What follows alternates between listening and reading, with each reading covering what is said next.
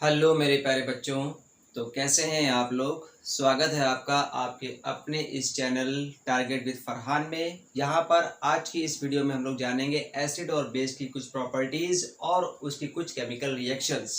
ठीक है, ये वीडियो दो पार्ट में होगा। सबसे पहले पार्ट में किसी प्रॉपर्टी जो फिजिकल प्रॉपर्टीज है और केमिकल रिएक्शन जानेंगे। सेकेंड पार्ट में हम लोग पीएच की वैल्यू कैसे निकाली जाती है, कितने प्रकार होते हैं पीएच वैल्यू निकालने के लिए, और उसके बाद कुछ सॉल्ट्स हैं जैसे ब्लीचिंग पाउडर हो गया, वॉशिंग सोडा हो गया, प्लास्टर ऑफ पेरिस हो गया। ये सब किस तरीके से बनाए जाते हैं, इनकी केमिकल रिएक्शंस क्या है और इनके क्या क्या यूजेस हैं, वो सब हम लोग जानेंगे सेकेंड पार्ट में। तो दोस्तों ये वीडियो शुरू करते हैं। चलिए आइए, यहाँ पर मैंने लिख रखा है एसिड और बेस के बारे में कुछ। चलिए आइए एक एक करके पढ़ते हैं। सबसे पहला पॉइंट है asset turns blue litmus paper in red. Acid जो होता है, सबसे पहली खास बात ये होती है कि एसिड जो है वो ब्लू लिटमस पेपर को रेड में कन्वर्ट कर देता है। जैसे आपके पास अगर कोई भी एसिड है H2SO4 मान लीजिए आपके पास एसिड है और लिटमस पेपर बाजार में मिलता है, आप लिटमस ला सकते हैं। तो वो लिटमस पेपर एक्चुअली में कैसा होता है, वो लाइकेन से बना होता है लिटमस पेपर, जो कि थैलोफाइटा ग्रुप में आपने क्लास 9 में पढ़ा होगा। थैलोफाइटा जो प्लांट का एक ग्रुप होता है, वहां से लाइकेंस निकलते हैं और उसी लाइकेन से हमारा बनता है लिटमस पेपर। तो लिटमस पेपर नेचुरली होता है पर्पल कलर का। ठीक, हम लोग ब्लू बोल देते हैं उसे, लेकिन होता है एक्चुअली में पर्पल कलर का। तो वो लिटमस पेपर जो पर्पल कलर का होता है, वो अगर हम लोग H2SO4 में डालेंगे तो उससे क्या होगा, वो H2SO4 जो सल्फ्यूरिक एसिड है वो लिटमस पेपर को रेड में कन्वर्ट कर देगा। तो ये खासियत होती है एसिड की, एक पर्पल कलर के लिटमस पेपर को वो रेड में कन्वर्ट कर देगा। सेकेंड पॉइंट की तरफ हम बढ़ते हैं। लिटमस एसिड आर सोर इन टेस्ट। जो एसिड होते हैं वो खट्टे होते हैं। जैसे H2SO4 आपके जो भी इन्वर्टर के पास जो बैटरा रखा होता है, जो बैटरी होती है, उस के अंदर जो भी लिक्विड भरा होता है वो हमारा H2SO4 होता है। अगर हम लोग थोड़ा सा ऊपर से ढक्कन खोल करके और हल्के से उंगली डुबो के हल्के सा चाटेंगे तो वो हम लोग को खट्टा खट्टा लगेगा। वो एक्चुअली में कंसनट्रेटेड H2SO4 नहीं होता है, यानी कि गाढ़ा वाला H2SO4 नहीं होता है। वो हमारा सिर्फ डाइल्यूट H2SO4 होता है। लेकिन ज़्यादा नहीं चाटना, वरना फिर आपको आदत लग सकती है। जैसे आपने देखा होगा जब हम सब लोग छोटे थे, 4-5 साल या 10 साल के आसपास, तो वह एक चूरन बेचने वाला आया करता था और वो चूरन जो ना, वो ब्लैक कलर का चूरन जो ना वो देता था, तो उसमें टाटरी मिली होती थी। ठीक है, तो कुछ हद तक उसका टेस्ट बिल्कुल वैसे ही लगेगा H2SO4 का भी। ठीक है, चलिए थर्ड पॉइंट तरफ बढ़ते हैं। Corrosive in nature. एसिड जो होते हैं वो जंग लगा देते हैं मेटल में। अगर लोहे पर अगर हम लोग H2SO4 डाल दें या कोई सा भी एसिड डाल दें तो लोहे पर जल्दी जंग लग जाती है। ठीक है, तो ये एसिड की कुछ प्रॉपर्टी है। उसके बाद है it's pH value is between 0 to 7 और बिलो 7। एसिड की खास प्रॉपर्टी ये है कि इनका जो पीएच वैल्यू होता है वो 7 से कम होता है। ठीक है, एक्चुअली पीएच वैल्यू जो रिफर्स करती है वो 0 to 14 होती है, लेकिन एसिड का जो पीएच वैल्यू होता है वो 0 to 7 के बीच में काउंट किया जाता है। जितना कम पीएच वैल्यू होगा उतना ज़्यादा हार्ड एसिड होगा, और जितना ज़्यादा पीएच वैल्यू होगा वो बेस पे काउंट हो जाता है। 7 से ज़्यादा अगर चला जाएगा तो वो बेस में काउंट हो जाता है। ठीक है, यहाँ पर बात करते हैं आर्हेनियस प्रिंसिपल के अनुसार। जो एसिड होते हैं अगर उनको पानी में डिसॉल्व कर दिया जाए तो वो H+ आयंस देते हैं। ये आर्हेनियस ने कहा था कि अगर एसिड को अगर आप पानी में डिसॉल्व कर दें पानी में तो क्या होगा, हम लोग को H+ आयंस मिलेंगे। यानी कि एसिड सिर्फ H+ आयंस ही देते हैं, बाकी इसके अलावा कोई सा भी आयंस नहीं देते हैं। ठीक, कुछ एग्जाम्पल यहाँ पर है एसिड के, जैसे HCl जो हमारे पेट में पाया जाता है, सल्फ्यूरिक एसिड है जो कि किंग ऑफ द एसिड कहलाता है। HNO3 ये है नाइट्रिक एसिड।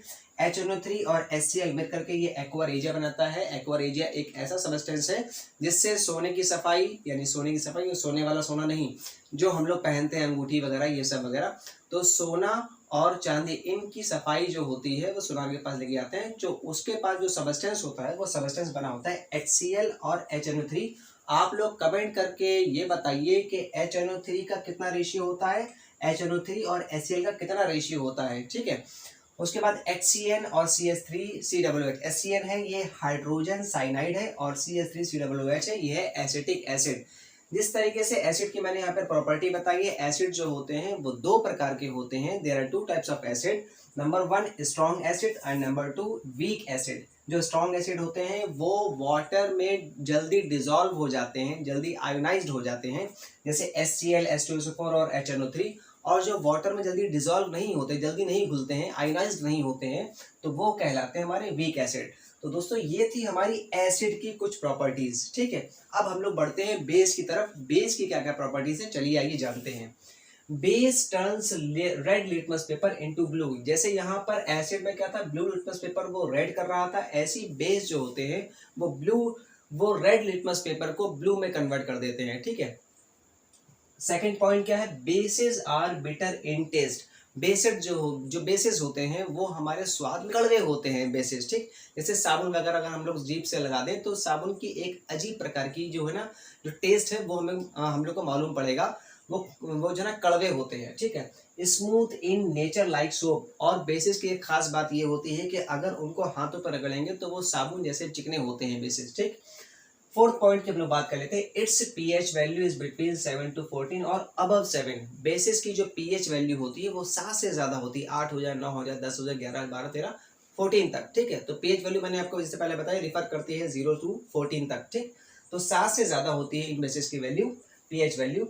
और आर्हेनियस के ही अनुसार, जैसे यहाँ पर आर्हेनियस ने बताया था कि अगर एसिड को अगर उसमें डिजोल्व किया जाए, वाटर में डिजोल्व किया जाए तो यहाँ पर जो है ना H+ आयंस देते हैं।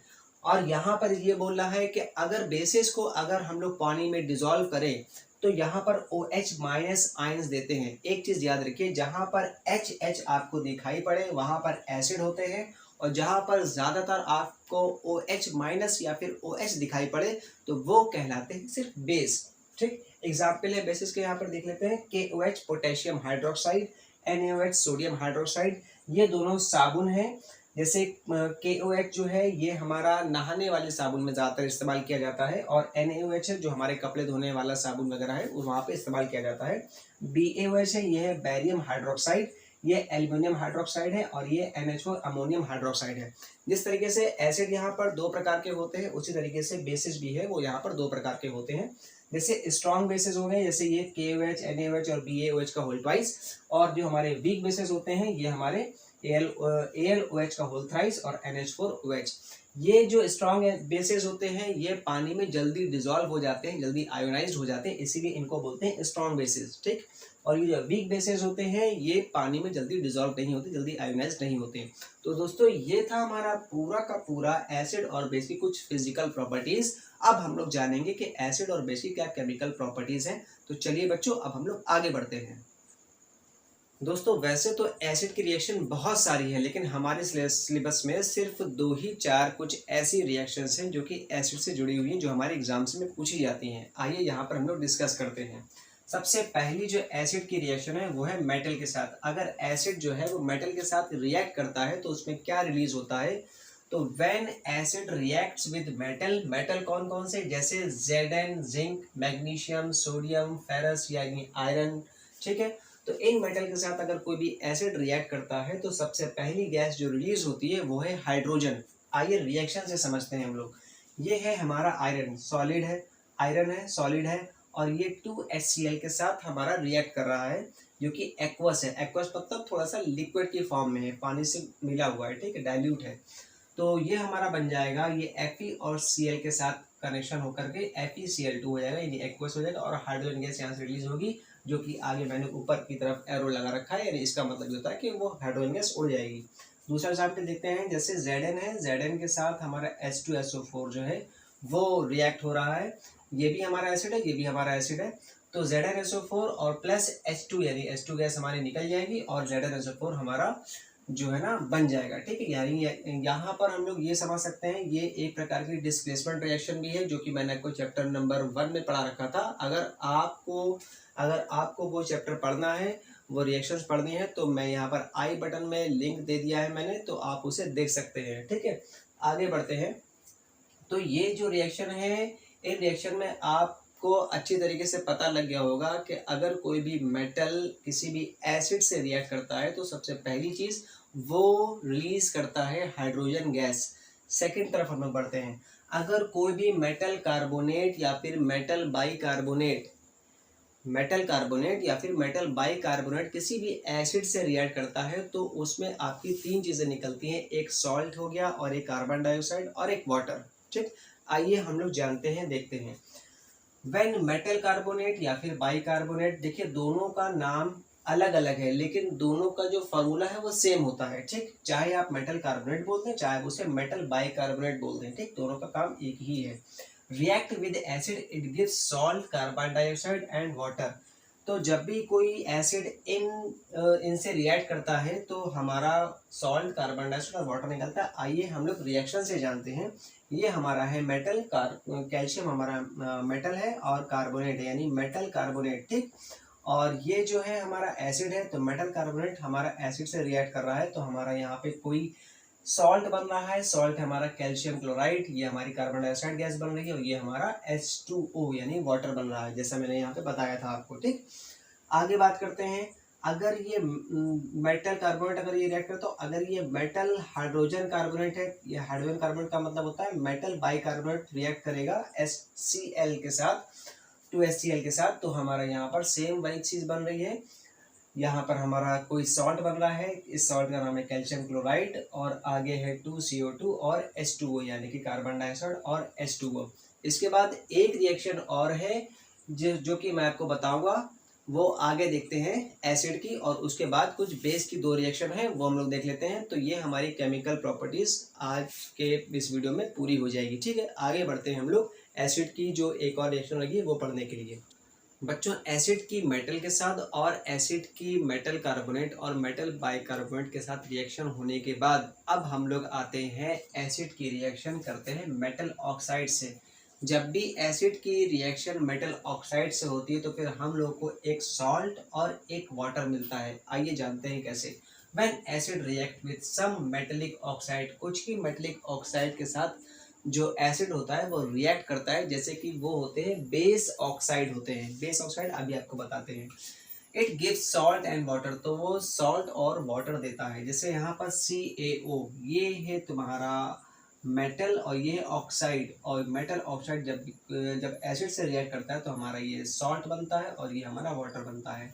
ये MgO मैग्नीशियम ऑक्साइड, अच्छा ये जो मैग्नीशियम ऑक्साइड है, ये कैल्शियम ऑक्साइड है, ये एक्चुअल में हमारे बेस ऑक्साइड है। ठीक है, तो ये बेस ऑक्साइड जब भी हमारे एसिड से रिएक्ट करेंगे तो एक हमारा सॉल्ट बन जाएगा और दूसरा हमारा वाटर बन जाएगा। ठीक, तो यहाँ तक जो तीन प्रॉपर्टी थी, जो तीन हमारी रिएक्शन थी, वो थी एसिड के साथ। सबसे पहली प्रॉपर्टी थी हमारी एसिड और मेटल के साथ, दूसरी प्रॉपर्टी थी एसिड की मेटल कार्बोनेट और मेटल बाइकार्बोनेट के साथ, और थर्ड जो थी ये है मेटल ऑक्साइड के साथ। ठीक है, अब बेस की प्रॉपर्टी जान लेते हैं। देखिए, बेस की प्रॉपर्टी सिर्फ एक ही इंपॉर्टेंट है एग्जाम के पॉइंट ऑफ व्यू से, बाकी जो भी और आपकी बुक में दे रखी वो ज़्यादा इंपॉर्टेंट नहीं है। तो जो इंपॉर्टेंट वाली है वो मैं यहाँ पे बता देता हूँ। ठीक, तो केमिकल प्रॉपर्टीज ऑफ बेसिस, यहाँ पर क्या, reaction with non metallic oxide. When base react with non metallic oxide it gives salt and water. जिस तरीके से यहाँ पे सॉल्ट और वाटर दे रहा है उसी तरीके से यहाँ पर भी सॉल्ट एंड वाटर देगा।